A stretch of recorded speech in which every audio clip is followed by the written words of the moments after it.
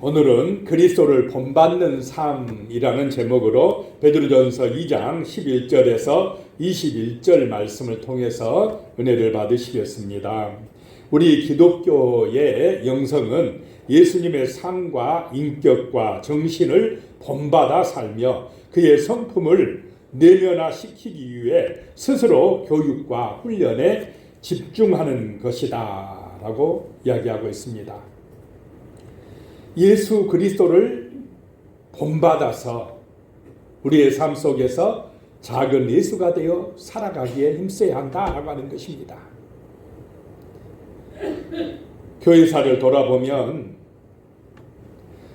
청빈하고 또 침묵하고 봉사하고 순종하고 기도하고 말씀의 훈련을 통해서 그런 것을 잘 지킬 때에 기독교는 부흥했다라고 하는 것입니다. 그래서 오늘 말씀에서 베드로 사도는 성도들이 이 세상에서 어떤 모습으로 살아가는지에 대한 교훈을 하고 있습니다. 이 시간에 이 말씀이 우리의 삶을 아름답게 하는 시간이 되시기를 축복합니다. 그래서 첫 번째요, 영혼을 거스리는 육체의 정욕을 제어하라 라고 하는 것입니다. 내 영혼을 거슬려 싸우는 육체의 정욕을 절제하는 그런 삶을 살아라 라고 하는 것입니다. 11절에요, 사랑하는 자들아 거류민과 나그네 같은 너희를 권하노니 영혼을 거슬러 싸우는 육체의 정욕을 제어하라 라고 말씀하고 있습니다. 베드로는 성도들을 사랑하는 자들아 라고 부르면서 권면하고 있습니다. 내 사랑하는 자들아, 이 말씀 좀 잘 들어라 라고 하는 것입니다. 우리 인생은 뭐 같다는 것입니까? 나그네다.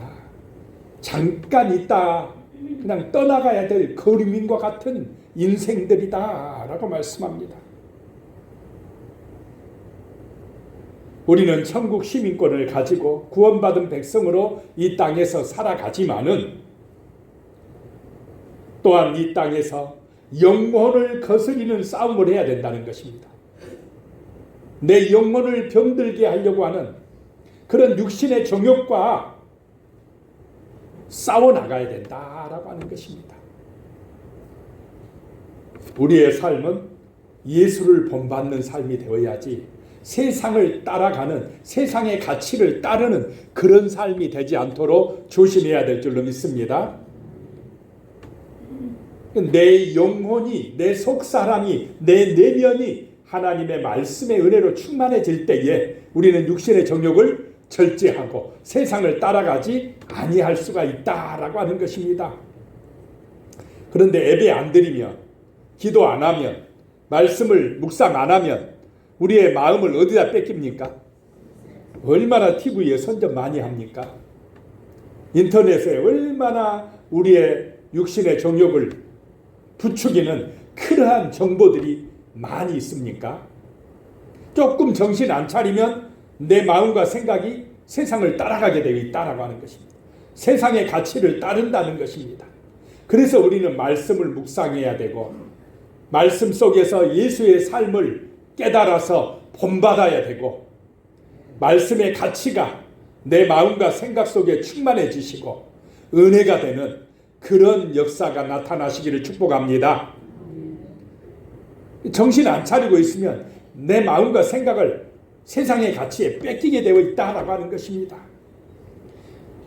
우리는 세상에 있지 아니할 날이 오고 있다는 것을 잊지 말아야 됩니다. 좀 이따 이사 갑니다. 그렇지 않습니까? 잘 모르신가 봅니다. 우리는 조금 있다가 이사 가야 돼요. 어디로요? 천국으로. 여기서 영원히 사는 것이 아니다라고 하는 것입니다. 그날이 오고 있다는 걸 잊지 말라라고 하는 것입니다. 하나님께서 우리를 불러가시는 날이 옵니다. 그러므로 나그네 인생임을 기억하고 살아가라라고 하는 것입니다. 잠깐 살다가 가는 나그네가 너무 많이 이 땅에 쌓아두려고 하면 그게 어리석은 것이다 라고 하는 것입니다. 이 세상의 문제는 쌓아두려고 하는 것 때문에 발생합니다. 무엇이나 쌓아두면 부패하고 악취가 난다라고 하는 것입니다. 음식도 쌓아두면 결국 부패하고 냄새가 나서 먹지 못합니다. 돈이나 권력도 마찬가지입니다. 이 세상은 쌓아두는 곳이 아니라 사랑하며 나누는 곳인 줄로 믿으시기 바랍니다. 사랑하며 나눌 때 향기가 납니다. 축복이 임합니다. 행복해집니다. 평안해집니다. 아름다워진다라고 하는 것입니다. 한 목사님의 책에서 읽었습니다. 우리는 나그네처럼 이 땅에 살다가 주님이 떠나라 하시면 언제든지 떠날 수 있도록 내려놓을 준비, 물러날 준비, 죽을 준비, 포기할 준비가 되어 있어야 한다 라고 적어놨더라고요. 준비 잘하시기 바랍니다. 우리는 나그네처럼 살다가 떠나가야 될 사람들입니다. 이 세상에 너무 많이 미련을 두지 마시기 바랍니다. 여행 왔다고 생각하시기 바랍니다. 누가 보내서 이 땅에 여행 왔습니까? 하나님이 보내셔서 여행 와서 하나님의 은혜 안에 살다가 하나님의 축복 가운데 살다가 하나님을 기억하고 예배하며 살다가 하나님이 다시 가자 하시는 날에 또 찬송하며 천사들과 함께 영원한 나라로 가게 될 줄로 믿으시기 바랍니다. 근데 이 사실을 세상 사람은 압니까? 모릅니까? 모릅니다. 그냥 이 땅에서 영원히 살아야 된다고 욕심 부리고 있습니다. 눈에 보이는 육신의 정욕대로 살아가고 있습니다. 언제까지 살지 모르지만은 잠깐 살다 가는 인생인데 영원한 천국을 대비하지 못하고 살아가는 그런 영적인 깜깜한 가운데 헤매는 인생들이 우리 주변에 많이 있습니까? 없습니까? 너무 많습니다. 영적인 맹인들이 되어서 영원한 천국을 보지 못하고 눈에 보이는 육신 잠깐 살다가 가는 이 세상에 집착한 나머지 하나님의 은혜를 받지 못하는 인생들이 많다라고 하는 것입니다.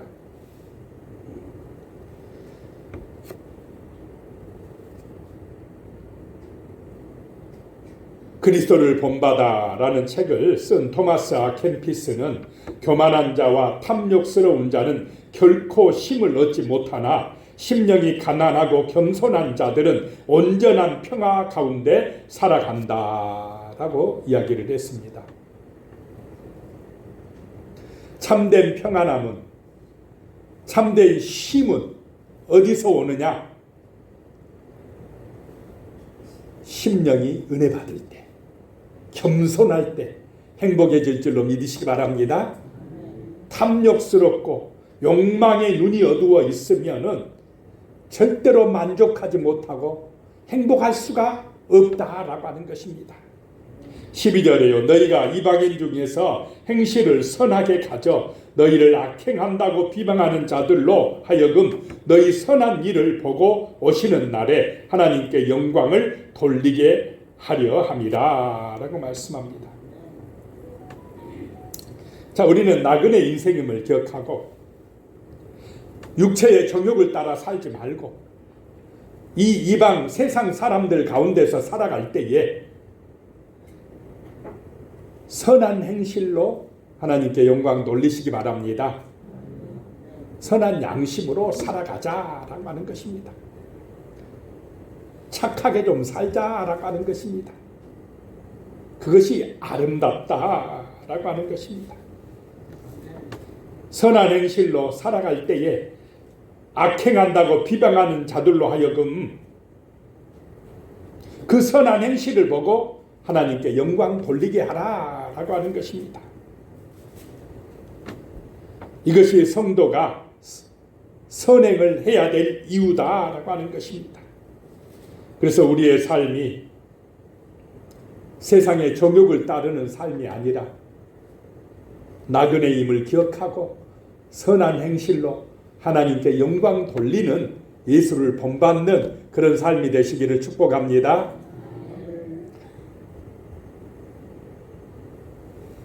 두 번째 생각할 것이요. 좋을 때나 힘들 때나 주를 위하여 선행을 행하자라고 하는 것입니다. 좋을 때나 힘들 때나 주를 위하여 살아가자. 주 예수를 위하여 선하게 살아보자 라고 하는 것입니다. 사람들은 전부 다 많은 사람들은 누구를 위하여 사는 것을 목표로 살아가고 있습니까? 자기를 위하여. 자기가 중심이 돼요. 자기 중심은 탐욕의 우상에 빠진 것입니다. 우상 숭배하는 것이다 라고 하는 것입니다. 하나님도 필요 없습니다. 내가 중요하지. 내 욕심이 먼저지. 이러면 하나님 떠난 것입니다. 그 마음에 예수가 안 계신 것입니다. 그래서 그런 정욕에 빠지지 않도록 정신 차리고 있으라 라고 하는 것입니다. 좋을 때나 힘들 때나 우리는 누구를 위하여요? 주를 위하여, 주 예수를 위하여 선한 양심으로 살아가 보자. 그것이 목표가 되시기를 축복합니다. 뭐 큰 열매 없어도 됩니다. 위대한 역사 안 만들어도 괜찮습니다. 물 한 모금이라도 목마른 자에게 정말 따뜻한 마음으로 주는 것, 그것이 선행이고 그것이 주를 위한 삶이다라고 하는 것입니다. 말 한마디라도 따뜻하게 해주고 어려운 사람이 있으면 가서 얼마나 힘드냐고 말해주고 같이 기도해주고 위로해주고 이런 따뜻한 삶, 선한 행실, 그런 것이 주를 위한 삶인 줄로 믿으시기 바랍니다. 그래서 가정에서든지 교회에서든지 마을에서든지 직장에서든지 내가 조금 희생하고 내가 조금 참으면 조금 착하게 선하게 살면 옆에 있는 사람들이 행복해지고 그래서 그것이 아름다워진 삶이고 선한 행실이고 주님을 위한 삶이 되는 것입니다. 13절에요. 인간의 모든 제도를 주를 위하여 순종하되 혹은 위에 있는 왕이나 그랬습니다. 세상 법이라도 세상의 제도라도 누구를 위하여 우리는 모범적으로 순종하자라고 하는 것입니까? 주를 위하여. 힘들지만 그렇게 한번 살아보자. 교통 먹기도 누구를 위하여 한번 지켜보자는 것입니까? 주를 위하여 한번 지켜보자. 세상 법도 그냥 누구를 위하여요? 주님을 위해서 한번 스스로 지켜보자. 이렇게 작은 것에서부터 우리가 순종하며 지켜나갈 때에 그것이 선행이다. 주를 위한 삶이다 라고 하는 것입니다. 그래서 누가 뭐 꼭 해야 된다고 하는 것이 아니라 스스로 이런 제도도 지켜나갈 때에 세상이 덕스럽고 아름답게 되어진다라고 하는 것입니다. 그래서 우리가 그리스도를 위하여라고 하는 삶이 뭐 기도하는 것이고 예배드리는 것만 그리스도를 위한 것이 아니고 우리의 생활 속에서 선한 행실로 살아가는 것도 그리스도를 위한 삶인 줄로 믿으시기 바랍니다. 그래서 한번 착하게 살아보자. 양심적으로 살아보자. 사람들이 볼 때 역시 교회 다닌 사람은 참 정직하네, 성실하네, 책임감이 있네, 무엇을 맡겨도 정말 진실하게 잘 감당하네. 이런 모습, 선한 행실을 우리의 삶 속에서 보여주려고 힘쓰시기 바랍니다. 그것이 주를 위한 아름다운 삶이다 라고 하는 것입니다.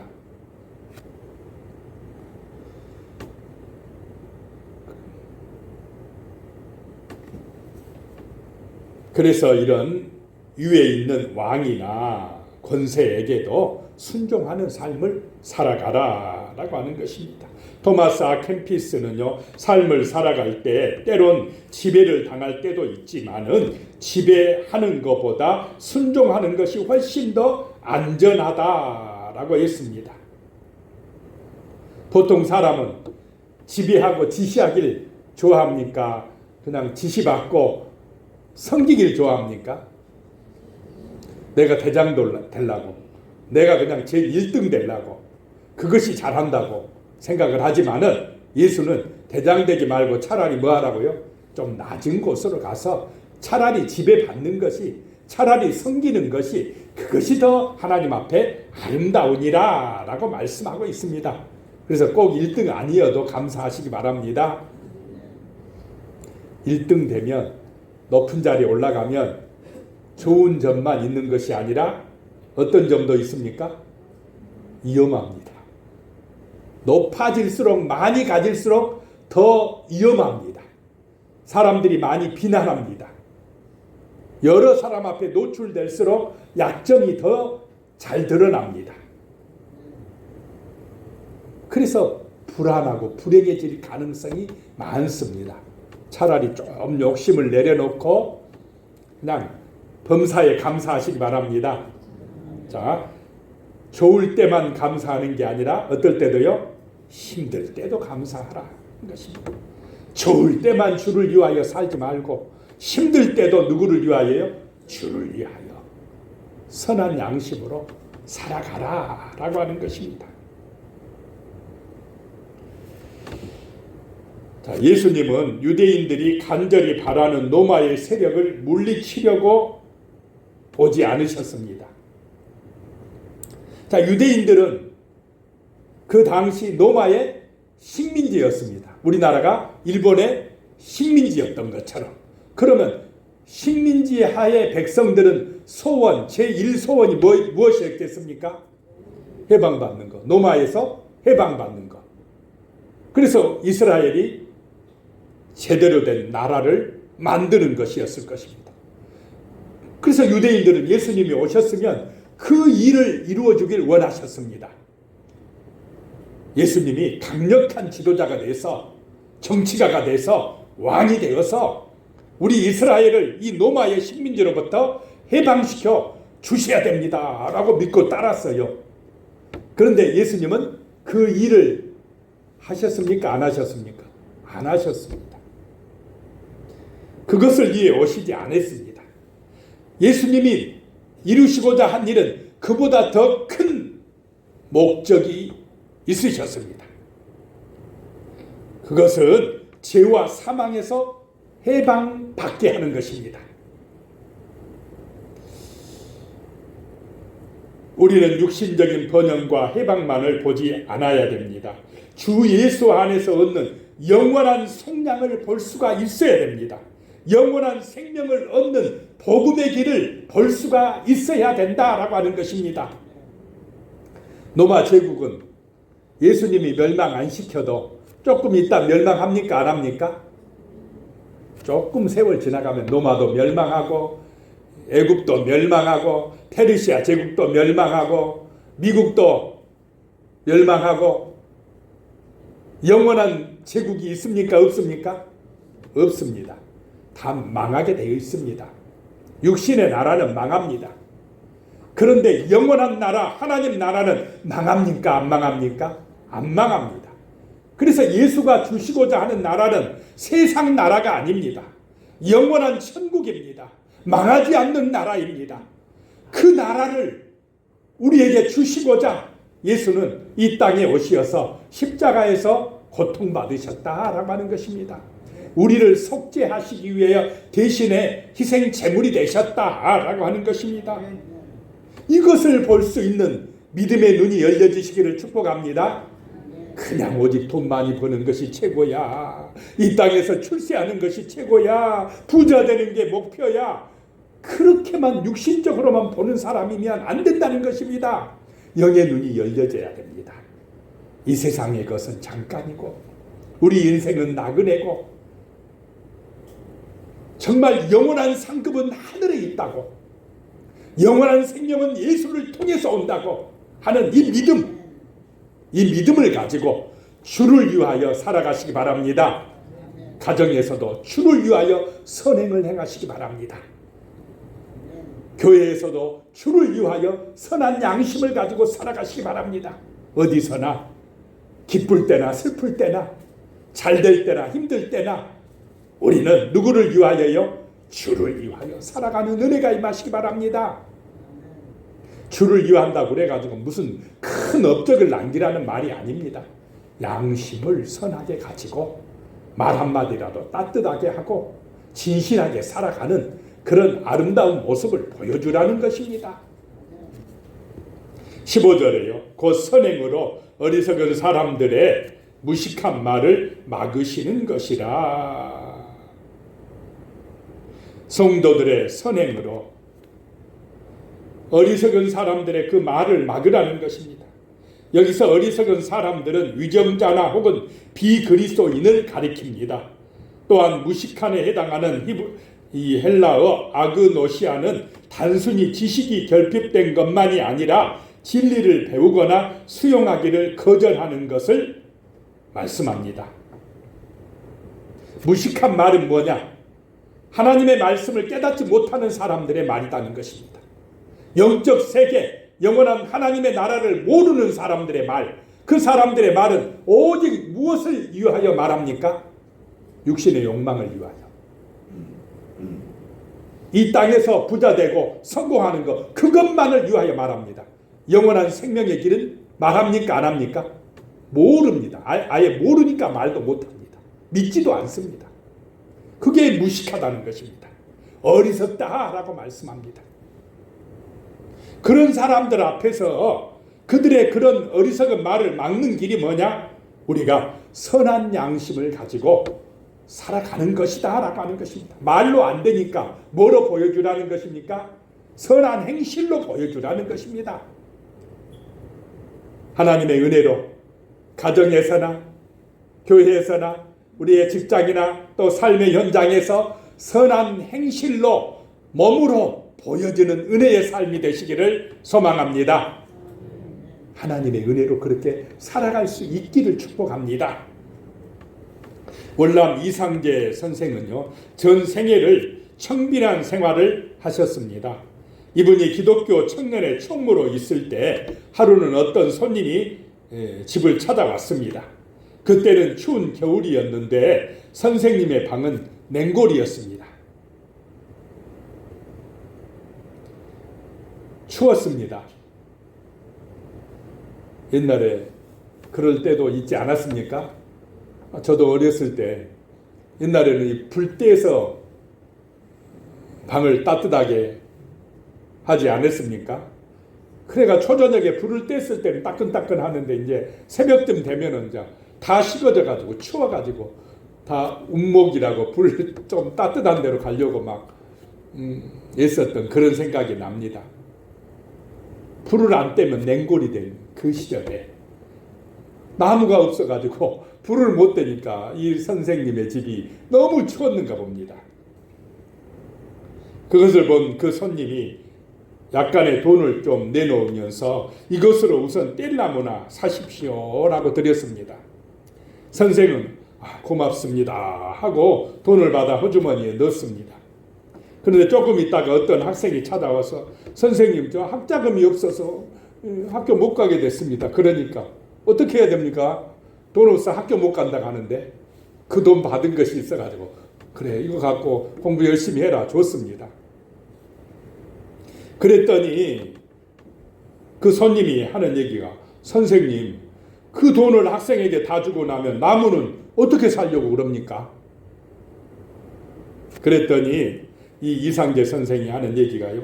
나의 사정을 잘 아는 사람이 또 주겠지 뭐 하고 웃었습니다. 누가 사정을 압니까? 그 손님이야. 또 내놔야지. 또 내놔. 바로 이런 모습이 정말 아름다운 선행의 모습이다라고 하는 것입니다.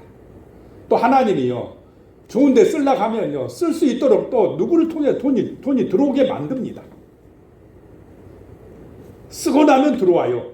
저도 그런 경험을 많이 합니다. 이상합니다. 써야 될 때가 되면 돈이 들어와요. 까마귀가 물어옵니다. 참 희한한 일이 일어나요. 하나님의 은혜입니다. 그렇게 살면 복이 되는 삶이다 라고 하는 것입니다.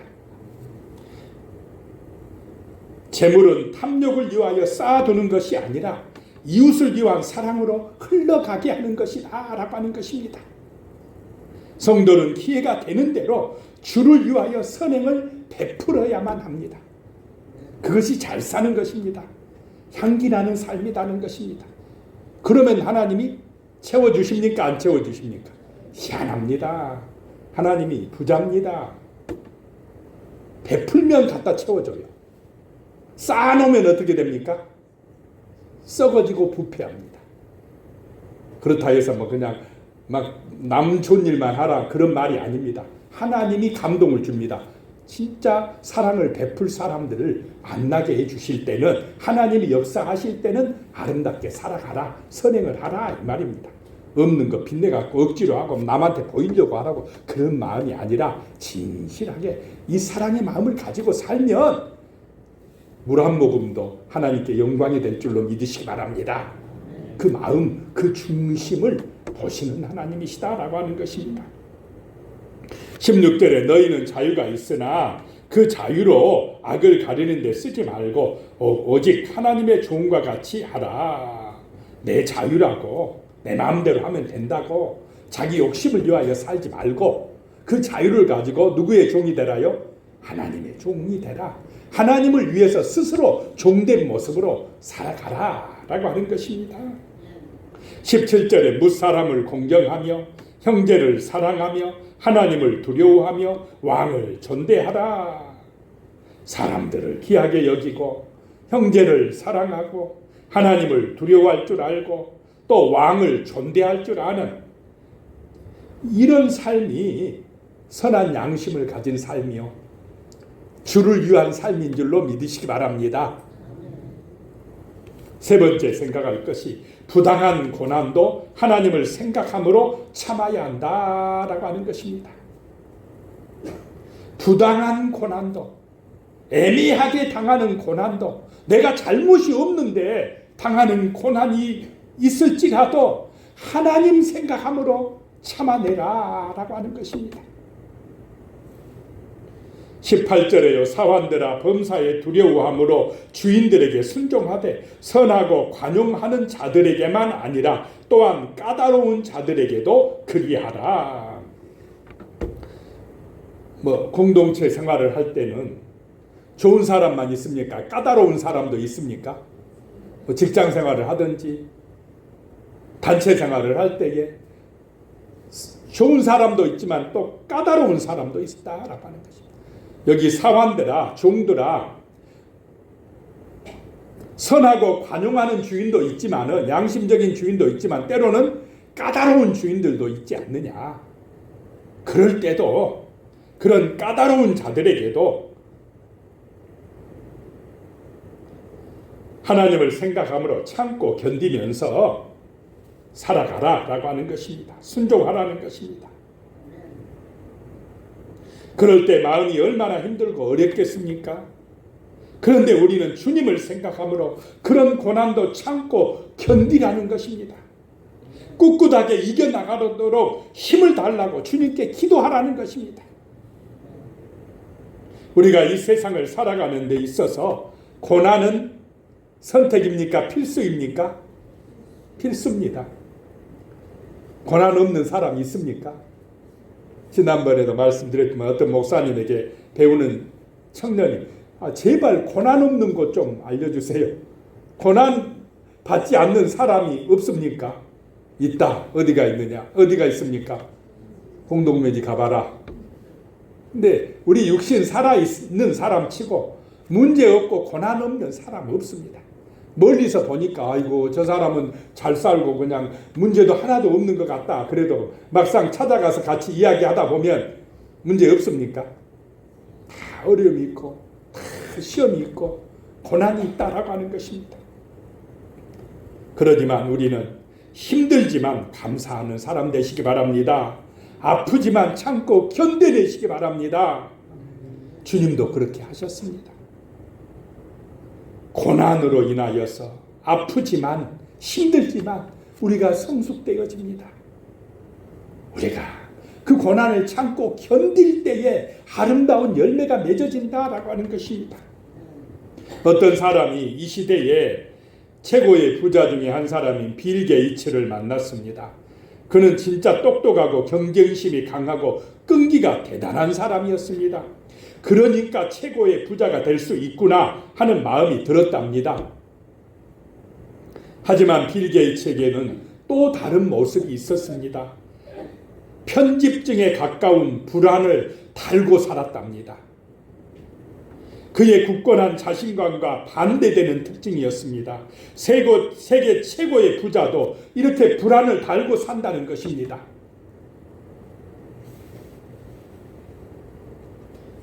마이크로소프트를 창업한 후에 그는 만일 수익이 발생하지 않아도 1년 동안은 회사를 유지하기 위해 충분한 현금을 항상 은행에 보관해 두었답니다. 왜냐? 회사가 망할까 봐서. 불안감 때문이었습니다. 2007년에 빌 게이츠는 이렇게 이야기했습니다. 나는 늘 불안했습니다. 우리 회사에서 일하는 직원들은 나보다 나이가 많고 먹여 살릴 자식도 있었기 때문입니다. 항상 이런 걱정이 머리를 떠나지 않았습니다. 수익이 안 나면 어떡하지? 직원들 급여를 어떻게 줄 수 있을까? 막 이런 생각에 시달렸다라고 하는 것입니다. 그렇습니다. 이 세상에 완벽한 사람은 없습니다. 걱정과 근심이 없는 사람도 없습니다. 지혜로운 것은 그러한 고난 가운데서도 문제 가운데서도 기도하는 것입니다. 주님을 생각함으로 참아내는 것입니다. 견뎌내는 것입니다. 이겨내시길 바랍니다. 참고 이겨내야 광야를 통과해야 됩니다. 힘들 때도 또 평안할 때도 주를 생각하며 우리가 살아가 보자. 선한 양심을 한번 참아내보자 라고 하는 것입니다. 19절에요. 부당하게 고난을 받아도 하나님을 생각함으로 슬픔을 참으면 이는 아름다우나 그랬습니다. 애매하게 부당하게 내 잘못이 없는데도 비난받고 고난을 받을 수도 있지 않습니까? 그럴 때 억울하게 생각하지 마시고 분노하거나 막 화내지 마시고 하나님을 생각함으로 그 슬픔을 참아내면 그것이 아름답다라고 하는 것입니다. 세상 사람들이요, 야 저런 억울한 일을 당해도 성질 내지 않고 원망하지 않고 저렇게 묵묵하게 참아내는 거 보니까 야 역시 믿는 사람은 대단하다. 아 대단하다. 이런 마음이 들게 하라는 것입니다. 예수의 십자가를 생각하면서 참고 견디시기 바랍니다. 내 힘으로 못 참을 때는 기도하시기 바랍니다. 주여 참아낼 수 있는 힘을 주시옵소서. 견뎌낼 수 있는 용기를 주시옵소서. 하나님이 은혜를 주시옵소서라고 기도하시기 바랍니다. 그리하면 하나님이 도우실 것입니다. 견뎌낼 수 있도록 힘을 주실 것입니다. 한 목사님의 글에서 읽었습니다. 시련을 통해서 자기의 영적인 상태가 달라졌다고 합니다. 처음에 그 고난 중에서 처음에는요 문제가 생길 때 남탓했답니다. 남탓. 아내는 누구 탓하겠습니까? 남편 탓. 남편은 아내 탓. 그러면 부부싸움 돼요. 인간이 약하니까 자꾸 문제 터지면 남 탓을 하게 되는 것이 인간이더라. 목사이면서도 그랬답니다. 그러다 조금 더 나가니까 이제 남 탓이 아니라 내 탓이 되답니다. 내가 못 나가지고 내가 그냥 어리석어가지고 이러면서 자기 자신을 또 학대하는 것이. 그러다가 또 좀 진행되니까 이제 누구 탓하겠습니까? 이제 하나님 탓을 합니다.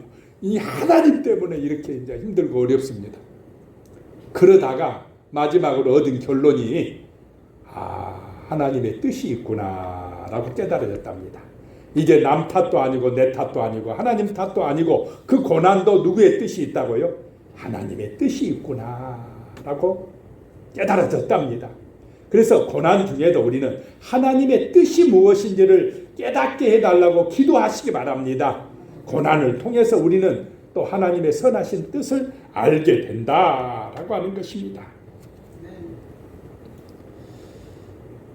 자, 그래서 우리는 21절에 이를 위하여 너희가 부르심을 받았으니 그리스도도 너희를 위하여 고난을 받으사 너희에게 본을 끼쳐 그 자취를 따라오게 하려 하셨느니라 라고 말씀합니다. 너희가 이런 고난, 이런 어려움 속에서도 주를 위하여 참고 견디기 위해서 부름받았다라고 하는 것입니다. 예수가 십자가에서 본을 보여주신 줄로 믿으시기 바랍니다. 그리고 예수를 따라오라 이 말입니다. 내가 너희에게 본을 끼쳐 따라오게 하였느니라. 예수를 본받는 그런 아름다운 삶이 되시기를 축복합니다. 기도하겠습니다.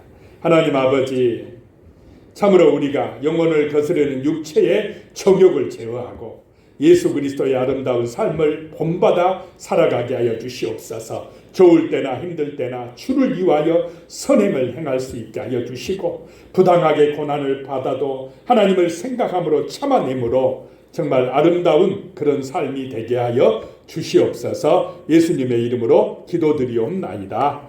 아멘.